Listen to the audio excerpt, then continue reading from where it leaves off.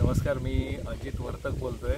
मूळचा गोरेगाव पूर्व मुंबई, पण माझं गाव केळशी आणि माझा मामा इथे कुडावळ्याला राहतो।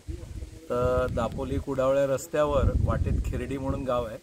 सहज जाता वाटेत तिथे बोर्ड दिसला की श्री वल्लभ आयुर्वेद आश्रम, आणि म्हणून म्हटलं सहज बघूया काय आश्रम म्हणजे काय आणि इथे काय आश्रम आहे असं मी इतक्या वेळा या रस्त्यावरनं गेलो, पण आजच बोर्ड दिसला। सहज आलो तर डॉक्टर समीर यांची ओळख झाली, डॉक्टर समीर परांजपे, आणि त्यांनी आम्हाला विचारलं की तुम्हाला थोडं रिलॅक्स व्हायचं आहे का, काय आहे तुमचं, काय आहे, कसं कुठे वगैरे गप्पा झाल्या।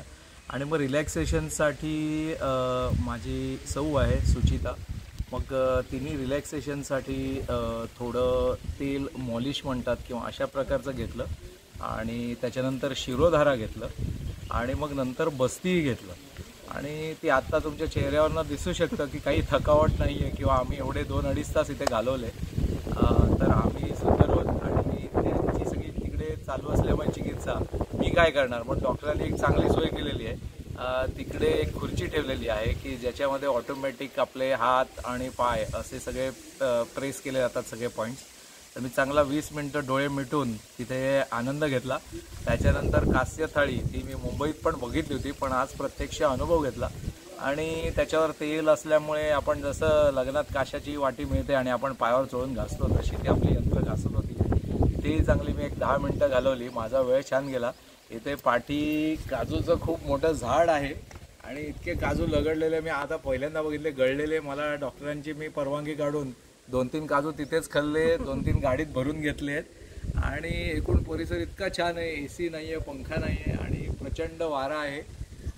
छान पाठी नारळ पोफळीची सगळी बाग छान आहे। आणि मुख्य म्हणजे एकत्र कुटुंब पद्धती काय आपल्याला बघायला मिळेल यांच्या घरी। इथे मला 5-6 सायकली दिसल्या। मी म्हटलं डॉक्टर इथे तुम्ही सायकल या पेशंटसाठी ठेवल्यात का काय, कशासाठी? तर डॉक्टरांनी नाही सांगितलं, आमच्याकडे 7 मुलं आहेत आणि त्यामुळे ते म्हणाले की कुठलीही गोष्ट करायची असेल तर ती आम्हाला 7च्या पटीत करायला लागते।